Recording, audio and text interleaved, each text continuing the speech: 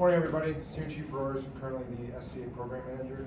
Just wanted to talk quick about the program and some of the stuff we're working on to help the fleet. One of my goals as the Program Manager is to I want to intertwine the fleet and the SCAs more, where it's not this complete separate entity. Chief FINCEN and Chief Rice back there do a good job of reaching out to their units, help them out when they need help, and then when the SCA needs help, it's a lot easier to grab, CS3 or CS2 for that experience. Some of the other things working on is I just finished with Recruiting Command last week. So when I get back, we're going to publish a message that'll be policy for SCAs.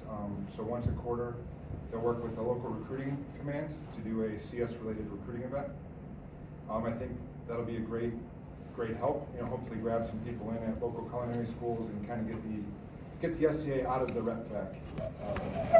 Another thing with SCA is everybody thinks they're just in a rep fac or in a quarters, where half of the jobs are actually in an executive dining facility, whether there's a member at the White House, there's 6 at DHS, there's 4 at the Commandant's Flag Mess. And that's more of, if you're not into the household management, it's like working in a restaurant where you're doing lunch, you're doing the big catering events, the change of commands, the change of watches, holiday parties. I did both.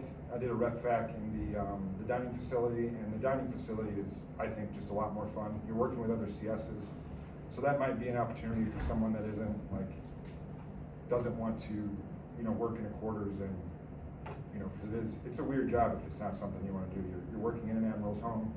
You're taking care of the house. It's not as much cooking as you think, so that might be another SCA an opportunity to put into the program. I also want to, we had the 10 seats and 6 seats for the advanced culinary training through Fort Lee. And whenever those seats are empty, I'd like to reach out to the fleet, and that's when we went back to that list for Rednauer applicants. And like the last class, we had 5 coasties, and 2 of them were from the fleet. So I'd like to use all those seats to get the more training for the fleet, because there's a lot of times where either SCA's done it or whatever, and I don't want to leave that seat open. So that's something, if you have someone that you recommend, please send me an email and I'll add to the distro list.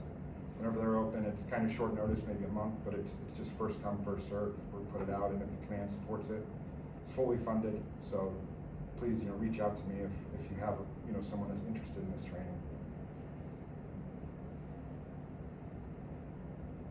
We're also, we're working on a resource proposal.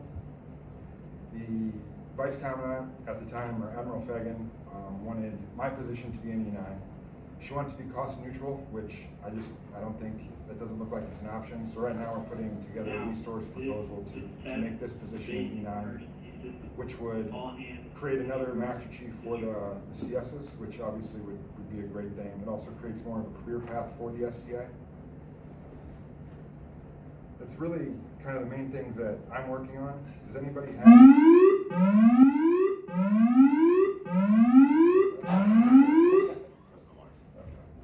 Does anybody have any questions or anything about the SCA program?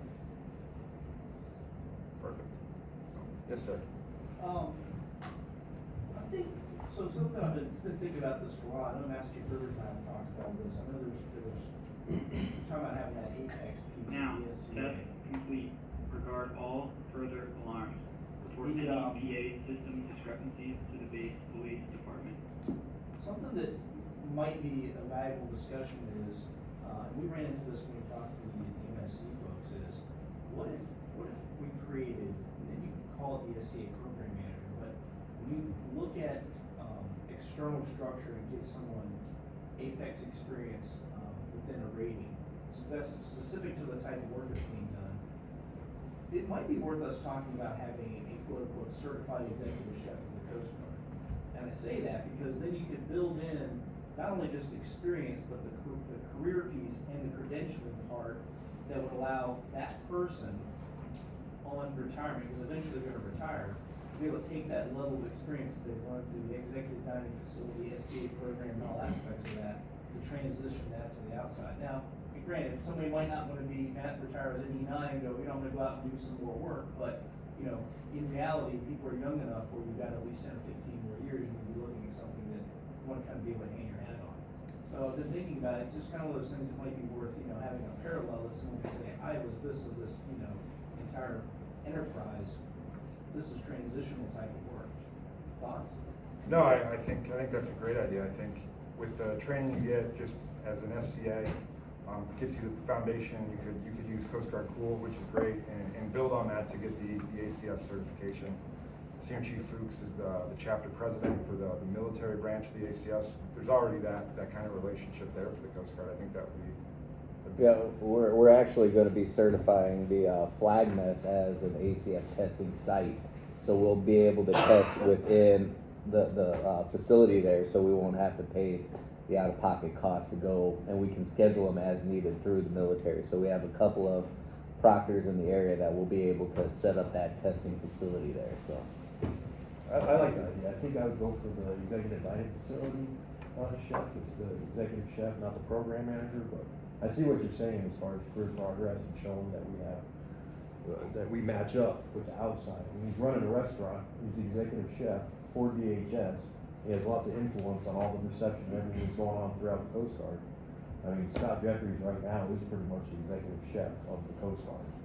And the title would kind of just move us more towards that civilian sector and inspire people to hit that. Instead of being I think they call him the dining facility manager, like Yeah, we've certified looked executive at- chef of the Coast yeah. Guard sounds a lot cooler. We've looked at a lot of resumes, over the past several years when filling the deputy position, and we've seen a trend, and a couple of them have, started off pretty good, but I think what some of them have been missing is that external level certification, and I think when you're able to at that level, have it certified and combine it with the career experience that you develop, it allows you to be looking at, look, I'm not saying go back in and be a civilian, right? But I mean, there's enough enterprise-wide look that your person could go into industry, into a job that's well-paying based on that experience, and they can leverage that. And not having that, you kind of pigeonhole yourself to going back and saying, yeah, I want to be a GS-13 or GS-12, and I hate to see people who have a lot of creativity, a lot of experience, a lot of knowledge, and something that could be, certified. Just kind of go, I'm just gonna yeah, take this, and trying to streamline the certification process with the American Culinary Federation. I mean, their certifications are accepted through the Department of Labor, so they are like high impact certifications. So I'm working with the ACF certification board right now to actually get our CS2 advancement certificate. So when you advance to CS2, that meets all the requirements of completing the ACF's apprenticeship program. So all you would have to do is go do the written exam and the practical exam for the certified sous chef. And all of the prerequisites are completed by our training and our time in the fleet. Absolutely. So You got an idea, he's already got the system in place, and you could have, Well, I think that you goes can make along it with what go. you're trying to do It's too with that pyramid. With the I mean, pyramid, plug it in. right. Here's But on then the now you got outside, credentials. here's your credentials on the outside, and you can plug that right into our pyramid and say, well, we're going to just try to do these Right, And and he's then already set lateral up. entry program. 10 years certification. You make it easy and you get that cert after CS2, if you streamlined it, and that's a great retention tool. And then it's something to build on. Yeah, and then you know, got as a executive CS1 chef or of the chief. Coast Guard. Yeah, that'd be, that's a good idea. Sorry. So it was mentioned earlier about the RP to put in 4 extra positions on the Eagle. Is there any discussions of putting those bodies, those 4, 2 CS3s through that advanced culinary skills training through at Fort Lee in kind of a stepping stone platform for an SCA program in the future because of all the high-end events and everything that they do? So No, it makes, that's where, that was my first unit was Eagle, and with the entertainment, what you do, you're doing the mission when you're underway, but when you're in port, you're an SCA. And that could help with the funding too, because one of the things that we can do is tie a competency code to those jobs on that cutter, demanding that they have that competency code to go to that cutter. So, Mr. Workman, thanks for teeing that up, but when Mr. Wall had the job, and I'll give him credit for this, he's the one who really pushed for this. And what he wanted to see was, for those CS3s coming out of A school, for those CS2s that don't have the C time, but that want to be an SCA, that could be a first stepping stone to getting into the program. That way they meet their seat time requirements, but they are getting that high impact, receptions, all that stuff. And then it leads them into the program, and then using the program, they can have the opportunity to come back to the Eagle to train. Yeah, go back those and do new the kids. FSO. Yeah. Yeah. Does anybody have anything else? Thank you. Officer of TRACEN Petaluma, Commander Aide Pasek, and Command Master Chief Seth Gary. So welcome aboard. Thank you. Good morning, and thank you for the applause. The XO never gets applause. There's no reason for that, but I get a fill-in as a CO, and I get I get it once in a while. It says welcome remarks. They told me this is a meet and greet, so I thought I was roughly here to shake some hands and eat a donut. But this is a fantastic opportunity to just say thanks for coming out to the West Coast for those of you that traveled. We are in competition with our peers at the training center that shall not be named on the banks of the York River. Sometimes they get a lot of attention being that close to DC, and well, rightfully so. This audience knows that home is in TRACEN, is in Petaluma, California, and nowhere else. It's an appropriate place to do this, especially with our proximity to Alameda and what you guys are accomplishing, what's being accomplished in Alameda this week as I scope the schedule. So thanks for taking the time to come out, those of you that did. Those of you that are local, it's fantastic to see you other than in the galley or in the schoolhouse. TRACEN Petaluma just wants to announce that we're back and open for business. The pandemic was not a fun time here. It wasn't a fun time at Yorktown. I was previously stationed there. Training centers were a difficult place to get the job done in the middle of the pandemic. But that is behind us. We haven't had an isolation case on this base in like 12 days or 14 days. And I think we're gonna just continue to open our doors and get the retirees back to the galley, which Master Chief will tell you, they're beating down the door here to get back, and understandably so, to the best guy in the Coast Guard. And having previously been in charge of the CSA at Yorktown, I say that loud and proud. I don't think there's anybody from Yorktown on the line, but if Master Chief Simlon was on the line, I would still say it to his face. Well, they serve good food there too. Anyways, the word is out. Hopefully, we are back and open for business. We're having you guys here is like a subset of that. We actually have a second meeting going on today from embassies from countries from all over the Pacific Rim. Last week we hosted the Coast Guard Foundation Board of Directors. Master Chief and the staff put on a fantastic meal for them. We have opportunities here going forward to, we're going to have our admirals back for Chiefs Academy every month. We're going to do the Dog and Pony Show. We're going to open our doors. We're going to show what TRACEN Petaluma is capable of, and whenever we do that, we show what our CSs are capable of, because we host them for a morning breakfast, we host them for lunch, or we do something involving bake shop treats, at their meeting. So I am personally invested in what CSs do. Chief Thompson will tell you, he was my FS1 back when you were an F back when it was FS. Was that Maple or Hickory? Hickory. I have quite a few CSs and FSs in my past that have fed me well. So thank you for what you do, what you're here to do for the CS rating. It's a fantastic group of people. The changes in the last couple of years have been great for the rating, and given our throughput at the schoolhouse is not as high as we'd like it, we need to figure out a way to get more CS A students butts in seats, and that's this group here is going to make whatever changes can be made to help that. Recruiting Command will work on it, but I don't trust that they're a ship with a lot of holes, and they're plugging it as fast as they can. So what we've done with RAP, what we're doing with lateral entry is very exciting, and hopefully be one of the answers to help fix that body to build gap. So I don't want to take any more time. I'm going to pass over to Master Chief Fury to see if he has any better words of wisdom. Yes. I got a question, specifically for you. Okay. You have unique experience, so I gotta ask it, right? Did we do the right thing with CSA Yorktown? You've got the unique experience, you came there after it's been matured, it's working, there's staffing issues the entire time you were there. Your take on this? 100%. Okay. Okay. And the operational commanders are all worried about the TAD days, right? And having been an operational unit, I'll tell you that when I need a cook, there just isn't one, right? Homer, Alaska, or Sitka, Alaska, you don't walk down the street and find another cook to help you out. You gotta gotta find the bullpen of cooks available to fill in for your patrol or whatever. So I get the operational commanders concerned about that, and they oftentimes are like, why is it only this amount of days? And I was like, no, you're not looking at it right. It's that amount of days. You gave me 8 deployable billets, and I'm giving you 10 people's worth of days. Like, this is the right thing. But from my seat, it was the right thing for the CS2 or the CS3. We bring them in for 3 years at Yorktown. They'd spend a year to 2 in the galley. They'd spend 6 months in the Port of York working on, whatever, fine knife skills or whatever you guys do at SCA type preparing roles. And then 6 or 8 months of their time, they'd be at 2 or 3 other units TAD. And oftentimes they would come back from a TAD stint at a mission critical 87 fill, and that 87 would be like, can we just keep that person? And that person would be like, I love that job. I love that area. Can I go? And the CSA would say, we got 40 bodies here. We can afford to be gapped. Send them back out to solve a long-term problem in the field. And we're solving a long-term problem in the field with the best solution there is. Somebody who's got experience, somebody who has the paperwork management practice already and during their TAD time. I think the CSA was the right thing to do for the rating.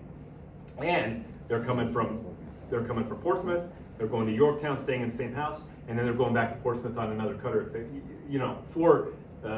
for a rate with a sea to shore ratio to be able to be geostable for like 7 years or 8 years at a minimum, right? You could probably stay longer if you keep hopping around in that area. I don't disagree that Alameda is the right choice here, but it is missing the population to serve breakfast, lunch, and dinner 7 days a week, and that's a calculation that you guys have to make. We wanted it to be Petaluma, well, but, we got to deal with flag officers. Yeah. I get that. I just think the model is the right model to help the rating, right? Yes. We made the best CS2s out of the CSA because they had that experience between Big Galley, Port of York, SCA type stuff, and then TAD time. It was just, that's the right thing. So. Absolutely. How was that? There you go. Thanks, I appreciate that. Your take is really important. Yes, Chief? Thank you, Alex. So I just want to talk about 2 quick things. I know we're running out of time. First and foremost, getting together like this is critical to you, your network, your rating, and the Coast Guard. Just the fact that you get to shake a hand with somebody, that's a question answered, right? You're running into a challenge, you haven't done it before, you can't find something in the manual or it's not very clear. Opportunities like this get you to yes, get you to that answer that much faster. So please, embrace these opportunities. Don't ever pass up an opportunity to network and meet with folks. So I'm glad that you're here. Please continue to embrace this and push your folks to do the same thing. You've got junior members as well. Don't forget about them. That could really benefit from opportunities like this. So grab them by the scruff and like, hey, I know you're busy. Thanks, you're coming. I get it. We're all busy. So thank you for taking time away from your units to be here and embracing the importance of this meeting this week. Second thing I wanted to talk about is, I'm sure I've got a lot of champions in here as well, but leadership within your rating. Take the opportunity to get out of the galley and come and take a leadership role for your rating. It really is. If you are good at your job, and I can speak to this as an MK who went and served at SFLC. If you are good at your job, I need you back in the seat at some point during your career, writing the policy that you, back in the field, had to put in place. If you don't have the experience to be able to say, that's a great recommendation, ma'am, here's why I disagree. If you don't have that experience and you never take the opportunity to go back there and be in that seat and help be part of writing that policy, you miss something, right? You're not looking out for your rating, you're not looking out for the Coast Guard. And by the way, and pardon the pun, being able to get to see how the sausage is made, right? It's awesome. It really is. It's just like a fountain of information all day, every day when I was at SFLC for 4 years. So please take advantage of that opportunity. So again, thanks for being here. Embrace these. Make sure you're bringing your junior folks along with you. And I'll shut up now. Matthew, thanks a lot. Thank you very much. Appreciate it. Thanks for taking the time.